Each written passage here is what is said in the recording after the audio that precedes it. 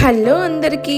Evening పిల్లలు school నుంచి ఇంటికి రాగానే స్నాక్స్ ఏం పెడదామా అని ఆలోచిస్తూ ఉంటాం అందరం. ఒక్కొక్కసారి చేసే టైం ఉంటుంది, ఇంకొకసారి చేసే టైం ఉండదు, ఓపిక ఉండదు. అలాంటప్పుడు ఈ స్నాక్ ఒకటి రెడీగా చేసి పెట్టుకోండి. ఆల్మోస్ట్ 1 month వరకు నిలువ ఉంటుంది ఇంట్లో. పిల్లలకి చాలా ఎనర్జీ అండ్ హెల్తీ కూడా.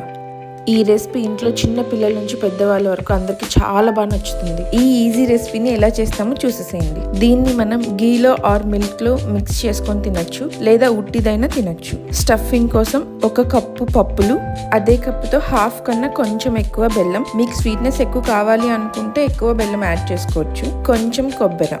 ఇలా ప్రతిదీ సపరేట్ గా గ్రైండ్ చేసుకొని మిక్స్ చేసుకొని, ఇలా మిక్స్ చేసుకున్న పౌడర్ ని ఇంకొకసారి గ్రైండ్ చేసుకోండి. లాస్ట్ లో కొంచెం ఇలాచీ వేసి మిక్స్ చేసుకోండి. ఇప్పుడు ఈ స్టఫింగ్ అయితే రెడీ అయిపోయింది. దీనికి రేక్ ఎట్లా చేయాలో చూద్దాం. 1 కప్లో ఓలిగ రవ్వ తీసుకోండి. ఈ ప్లేస్ లో మనం ఆట ఆర్ మైదా అయినా యూస్ చేయొచ్చు, బట్ ఇది ఇచ్చే క్రిస్పీనెస్ అండ్ సాఫ్ట్నెస్ ఆ పిండి ఇవ్వదు. దీన్నే చిరోటి రవ్వ అని కూడా అంటారు. వాటర్ యాడ్ చేసుకుంటూ చపాతీ పిండిలాగా ముద్దగా కలుపుకొని ఒక 1/2 hour పాటు సైడ్ పెట్టేసేయండి. ఇప్పుడు ఒక్కొక్క రేకు తీసుకొని చపాతీ కట్ట తీసుకొని చపాతీ లాగా మొత్తం అంతా తిక్కుకోవాలి. ఇలా తిక్కుకోవడానికి మీరు ఆయిల్ అయినా యూస్ చేయొచ్చు, లేదా పౌడర్ అయినా యూస్ చేయొచ్చు. ఇలా తీసుకున్న రేకుని మౌల్డ్ కి ముందే కార్నర్స్ లో ఆయిల్ అప్లై చేసుకొని పెట్టుకోవాలి. ఇలా స్టఫ్ పెట్టుకున్న తర్వాత ఎడ్జెస్ లో వాటర్ అప్లై చేసుకోవాలి కొంచెం. అప్పుడు క్లోజ్ చేసి ప్రెస్ చేసి మళ్ళీ ఓపెన్ చేస్తే నీట్ గా వచ్చేస్తుంది మనకు కావాల్సిన షేప్. ఇలా అన్ని రెడీ చేసుకొని పెట్టుకున్న తర్వాత ఒకసారిగా అన్ని డీప్ ఫ్రై చేసుకోవాలి.